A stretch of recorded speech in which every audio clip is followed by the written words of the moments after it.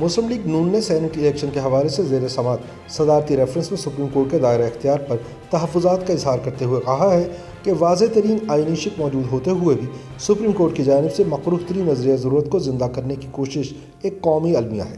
مسلم league نون کی نائب صدر مریم نواز نے سینٹ میں اوپن بیلٹ بارے اپنے ٹویٹ میں کہا کہ الیکشن کمیشن کن بنیادوں پر سینٹ الیکشن کے طریقہ کار پر نظر ثانی کر سکتا ہے، جبکہ اس کی وضاحت آئین پاکستان میں موجود ہے۔ مریم نواز کے اس ٹویٹ کو حکومتی ترجمانوں نے توہین عدالت اور عدلیہ پر اثر انداز ہونے کی کوشش کے مترادف قرار دیتے ہوئے عدالت عظمیٰ سے کارروائی کا مطالبہ کیا ہے۔ مریم نواز نے اپنے ٹویٹ میں مزید کہا تھا کہ اگر سینٹ الیکشن کے حوالے سے آئینی ترمیم درکار ہے تو اس کام کو کرنے کے لیے پارلیمنٹ کے علاوہ کوئی دوسرا فورم موجود نہیں۔ مریم نواز نے کہا کہ سپریم کورٹ سے استدعا ہے کہ وہ صدارتی ریفرنس میں فیصلہ دیتے ہوئے غیر معمولی احتیاط سے کام لے اور کچھ ایسا نہ کرے جس سے یہ تاثر ملے کہ کسی کے ایما پر آئین پاکستان کا چہرہ مسخ کر دیا گیا ہے۔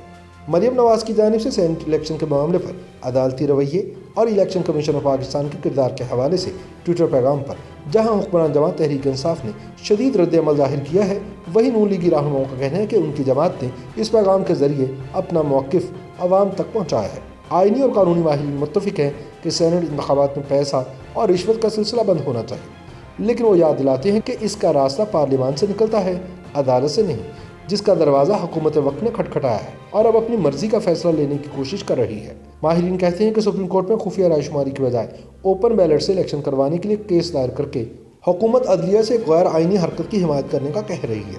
اب امتحان سپریم کورٹ آف پاکستان کا ہے کہ وہ آئین کے محافظ بن کر سامنے آتی ہے یا پھر اس معاملے کو پارلیمان پر اپنی افضلیت ثابت کرنے کے ایک اور موقع کے طور پر دیکھتی ہے۔ دوسری جانب مریم نواز شریف کے ٹویٹ کے بعد وزیر اعظم کے معاون خصوصی برائے سیاسی ابلاغ ڈاکٹر شہباز گل نے جوابی ٹویٹ میں کہا کہ نواز شریف صاحب کی بیٹی سپریم کورٹ کو دھمکیاں دینے کی کوشش کر رہی ہیں۔ انہوں نے کہا کہ محترمہ ہمیشہ سے ضدی ہیں، بھلے زبردستی میڈیکل کالج میں داخلہ لینا ہو یا اپنے چچا شہباز شریف کو ہٹا کر پارٹی پر قبضہ کرنا۔ ڈاکٹر شہباز گل نے مزید کہا کہ ان کے والد نے سپریم کورٹ آف پاکستان پر حملہ کیا تھا اور بیٹی بھی اپنے باپ کی راہ پر گامزن ہے، لیکن یاد رہے کہ عمران خان NRO دیں گے اور نہ ہی ایگزٹ کنٹرول لسٹ یعنی ECL میں تبدیلی ہوگی۔ ڈاکٹر شہباز گل نے کہا کہ اپوزیشن شدید مایوسی کا شکار ہے، اسی لیے اداروں کو دھمکانے کی کوشش کی جا رہی ہے تاکہ ریلیف مل سکے۔ اس معاملے کا سپریم کورٹ اور الیکشن کمیشن کو نوٹس لینا چاہیے۔ ڈاکٹر شہباز گل کو جواب دیتے ہوئے نون لیگ پنجاب کی سیکرٹری اطلاعات عظمیٰ بخاری نے سوال اٹھایا کہ PTI کے اپنے رہنما اور کارندے خود اداروں کا کتنا احترام کرتے ہیں۔ فارن فنڈنگ کیس ہو، فیصل واؤڈا نااہلی کیس ہو یا جسٹس قاضی فائز عیسیٰ کیس، حکمران جماعت نے ہمیشہ اداروں پر تنقید کی ہے اور ان کی آزادیوں کو محدود کیا ہے۔ عظمیٰ بخاری نے کہا کہ مریم نواز نے اس معاملے پر یہ کہا ہے کہ آئینی طور پر الیکشن کمیشن یا سپریم کورٹ صرف آئین پاکستان کے مطابق چل سکتے ہیں اور اس میں ترمیم کا اختیار صرف اور صرف پارلیمنٹ کے پاس ہے، اس لیے الیکشن کمیشن آئین کے مطابق ہی جواب دے، کسی غیبی ہاتھ کے ملوث ہونے سے یا حکومتی ہدایت پر اپنا غیر آئینی جواب جمع نہ کرائیں اور سپریم کورٹ بھی آئینی طور پر اس معاملے کو نمٹائے۔ یہ معاملہ آئین کا ہے اور اداروں کے اپنے دائرہ اختیار میں رہتے ہوئے آئینی فرائض انجام دینے سے متعلق بیان میں کون سی توہین ہے؟ PTI رہنما ہر معاملے پر اپوزیشن کے اداروں کے ساتھ ٹکراؤ کی کوشش کرتے ہیں، جس کا اداروں کو نوٹس لینا چاہیے۔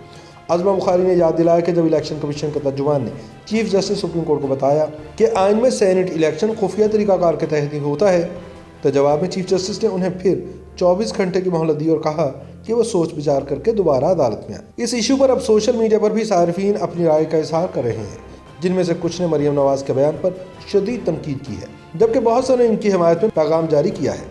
واضح رہے کہ وفاقی حکومت نے صدارتی ریفرنس کے ذریعے عدالت عظمیٰ سے رائے مانگی ہے کہ کیا سینٹ الیکشن آئینی ترمیم کے بغیر اوپن بیلٹ کے ذریعے ہو سکتا ہے یا نہیں۔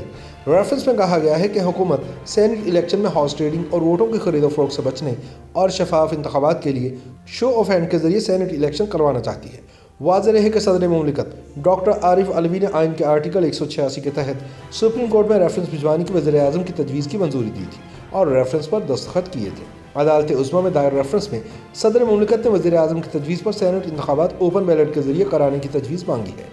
ریفرنس میں موقف اپنایا گیا تھا کہ آئینی ترمیم کے بغیر الیکشن ایکٹ میں ترمیم کرنے کے لیے رائے دی جائے۔ بعد ازاں قومی اسمبلی میں اس حوالے سے ایک بل پیش کیا گیا تھا جہاں شدید شور شرابہ کیا گیا اور اپوزیشن نے اس بل کی مخالفت کی، جس کے بعد حکومت نے آرڈیننس جاری کیا۔ صدر مملکت نے 6 فروری کو سینٹ انتخابات اوپن بیلٹ کے ذریعے کرانے کے لیے آرڈیننس پر دستخط کیے اور پھر آرڈیننس جاری کر دیا گیا۔ آرڈیننس کو الیکشن ترمیمی آرڈیننس 2021 نام دیا گیا، जबकि ऑर्डिनेंस को सुप्रीम कोर्ट की सदारती रेफरेंस पर राय से मशरूत किया गया है। मज़कूरा ऑर्डिनेंस के मुताबिक ओपन वोटिंग की सूरत में सियासी जमात का सरबराह या नुमाइंदा वोट देखने की दरख्वास्त कर सकेगा और वाज़ेह किया गया है कि अदालत उज़्मा की सेनेट इंतखाबात आइन की शिक 226 के मुताबिक राय हुई तो खुफिया वोटिंग होगी। इलावाजी ऑर्डिनेंस के मुताबिक अदालत उज़्मा ने सेनेट इंतखाबात को इलेक्शन एक्ट के तहत करार दिया तो ओपन बैलेट होगी और इसका इत्तलाक मुल्क भर में होगा। ताहम इसे हुकूमती कोशिश पर कानूनी और आइनी माहिरीन के अलावा अपोजिशन रहनुमाओं का भी यही मौक़िफ़ है कि सुप्रीम कोर्ट को आइन पाकिस्तान का एहतराम करते हुए इस सदारती रेफरेंस को मुस्तरद कर देना चाहिए।